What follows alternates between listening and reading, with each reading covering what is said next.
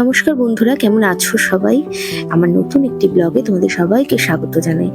তো অনেকদিন তো কোনো ব্লগ শেয়ার করা হয় না, তাই একটা ব্লগ তোমাদের সামনে শেয়ার করছি এবং পুজো বাড়ির ব্লগ দিয়েই আবার নতুন করে স্টার্ট করলাম।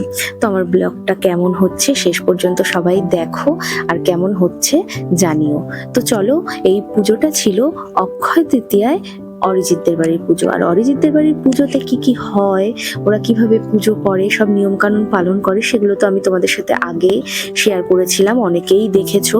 এবং এই ব্লগটা দেখার পরে অনেকেই আবার মনে পড়ে যাবে যে কি কি আমি শেয়ার করেছিলাম আগের ব্লগে। তো চলো দেখা যাক কি কি হয় এই পুজোতে। তো প্রথমে এটা ছিল ঠাকুর স্নান। তো এখানে সবাই দেখো, ঠাকুর স্নান করানোর আগে যেসব নিয়ম কানুন গুলো হয়, পুকুর পাড়ে গিয়ে সব পাড়ার আরো কাকিমা জেঠিমারা এবং ওদের বাড়ির সবাই মিলে ওরা চলে গিয়েছিল পুকুরের কাছে নানা রকম নিয়ম কানুন পালন করার জন্য। ঠাকুর মশাইও ছিলেন সেখানে। তো আমি সেদিনকে যেতে পারিনি, এই স্নানটা ছিল ঠাকুরের শনিবার, কারণ আমার শরীরটা খুব খারাপ ছিল। আর তাছাড়া তোমরা তো সবাই জানো যে শনিবার সন্ধ্যাবেলায় আমার একটা দুর্ঘটনা ঘটেছিল মেয়ের সাথে। ও চেয়ার থেকে পড়ে গিয়েছিল আর ওর ঠোঁটটা অনেকটা কেটে গিয়েছিল। আমি তোমাদের সবার কাছে ফটো শেয়ার করেছিলাম। সবাই আমাকে ডক্টর দেখাতে বলেছিলে, তো ডক্টর আমাকে দেখাতে হয়নি, মোটামুটি ও এখন সুস্থ আছে। তো যাই হোক, চলো আরো কি কি হয় ব্লগে তোমাদেরকে দেখাই। এখানে দেখো পুকুরের পাড়ের সব কাজ হয়ে গিয়েছে, তো সবাই মিলে এবারে চলে যাচ্ছে আবার ঠাকুরের মন্দিরে। এবারে ঠাকুর স্নান হবে। তার মধ্যে এখানে দেখো সবাইকে একটু টিপ পরিয়ে দিচ্ছে, আমার মেয়েকেও পরিয়ে দিয়েছে, আমার বড়ও পড়েছিল। তো এখানে দেখো ঠাকুর স্নান পর্ব শুরু হয়ে গিয়েছে। তো কিভাবে ঠাকুর ওরা স্নান করে তোমরা তো আগেও দেখেছো, আবারও দেখে নাও। এবং যারা যারা ওদের বাড়ির পুজোয় যেতে চাও সবাই যেতে পারো, ওরা সবাইকে আমন্ত্রণ জানায়। আমি তোমাদের আগের বছর যে ব্লগটা করেছিলাম সেখানেও বলেছিলাম। এছাড়া অনেক লোকের সমাগম তো ঘটে। ওরা হচ্ছে প্রথম দিন ঠাকুরকে স্নানের এই পর্বটা করে, তারপরের দিন ওদের পুজো হয় এবং তারপরের দিন প্রসাদ বিতরণ হয়। তো অনেক লোক আসেন নানা জায়গা থেকে। তো এখানে দেখো আমার মেয়েও ঠাকুরকে স্নান করিয়ে নিচ্ছে।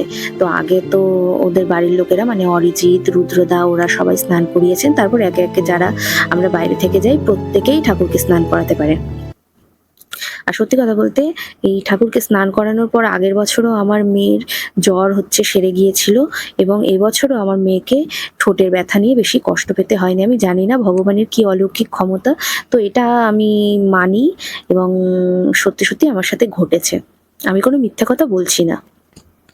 আমার মেয়ে তো মানে ব্যথা করছিল বলে যেতেই চাইছিল না, তো আমি বললাম যে যা ঠাকুরকে স্নান করা, দেখবি আগের বারের মতো যেমন তোর জ্বর সেরে গিয়েছিল এবারেও দেখবি তুই ভালো হয়ে যাবি।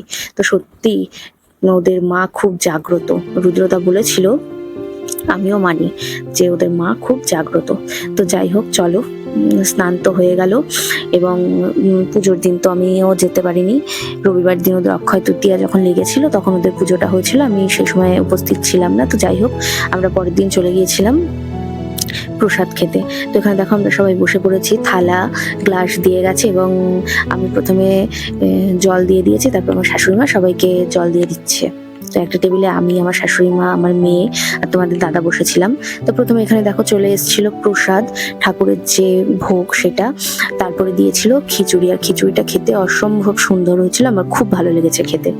আর তারপরে চলে এসেছিল ভেজ বিরিয়ানি, এটা আমি ফার্স্ট খেয়েছি। আর তার সাথে ছিল স্টাফড আলুর দম, পনির আর সয়াবিন দিয়েছিল। ভেজ বিরিয়ানিটা করেছিল, খুবই খেতে ভালো হয়েছিল। স্টাফড আলুর দমটা তো খুবই সুন্দর হয়েছিল। তারপরে ছিল চাটনি, পাঁপড় আর ছিল মিষ্টি। তো আমার ব্লগটা কেমন লাগলো তোমরা সবাই জানিও এবং সবাই ভালো থেকো, সুস্থ থেকো। খুব গরম পড়ছে, সবাই বেশি করে জল খেও।